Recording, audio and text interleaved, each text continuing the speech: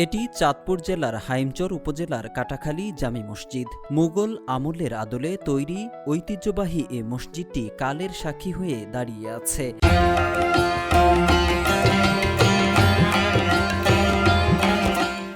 1903 সালে প্রতিষ্ঠিত এ মসজিদটি এখনও ব্যবহৃত হচ্ছে নামাজ আদায়ের স্থান হিসেবে।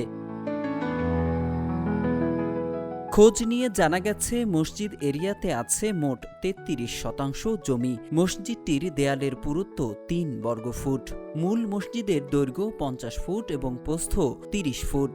মসজিদের 3টি গম্বুজের অভ্যন্তর ভাগে আছে চমকপ্রদ শৈল্পিকতায় আঁকা 12টি নকশা। মূল ভবনে নেই কোনো পিলার, তবে বারান্দায় আছে 24টি পিলার।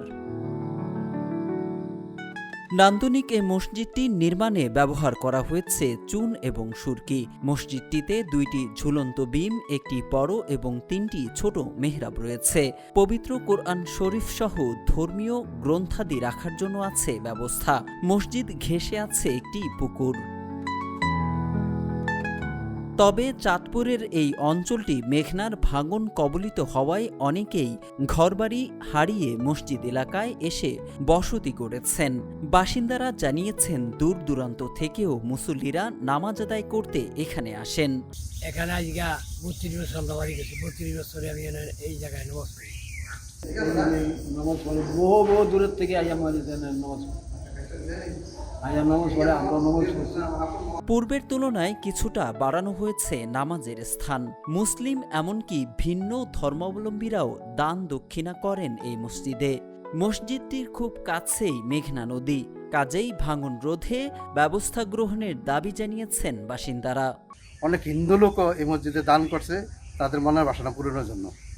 আমাদের মসজিদ এমন একটা মসজিদ যেটাতে চুনা এবং সুরকিতে তৈরি, কোনো ইট এবং বালি বা সিমেন্টের কোনো ঐতিহ্য নেই। অনেক মহিলারা বিভিন্ন মানত করে নিয়ত করে এই মসজিদে দান করে, এবং পরবর্তীতে দেখা গেছে তাদের থেকে যদি আমরা জানতে চাই বা জিজ্ঞাসা করি, বলে যে আমরা আল্লাহর ঘরে দিছি, যে নিয়েতে দিছি এই নিয়তটা আমাদের হাসিল হয়েছে বা পূরণ হয়েছে।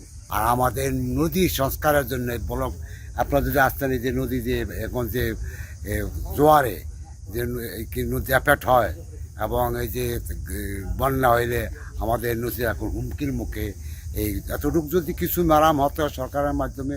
আগে সরকার অনেক কিছু করে গেছে, এখন যে যেমন একটু সংস্কার হয় তাহলে আমরা মসজিদটা, পুরানো মসজিদ 100 বছর মসজিদ হয়তো একটু টিকা যাইত। মসজিদটির ইমাম ও খতিব জানান প্রতিদিন প্রায় 1.5 থেকে 2 শতাধিক মানুষ নামাজ আদায় করেন এখানে। আলহামদুলিল্লাহ, এখানে অনেক দূর দূরান্ত থেকে মানুষ আসে এবং নামাজ পড়ে, এবং এই মসজিদে অনেক সুনাম রয়েছে। বিভিন্ন জায়গা থেকে মানুষ এখানে এসে নামাজ পড়ে। আলহামদুলিল্লাহ, আপনাদের দোয়ার বরকতে আমি এখানে আছি। আপনারা সবাই আমাদের জন্য দোয়া করবেন এবং মসজিদের জন্য আপনারা সার্বিক সহযোগিতার জন্য আপনাদের কাছে আমি বিনীতভাবে অনুরোধ করছি।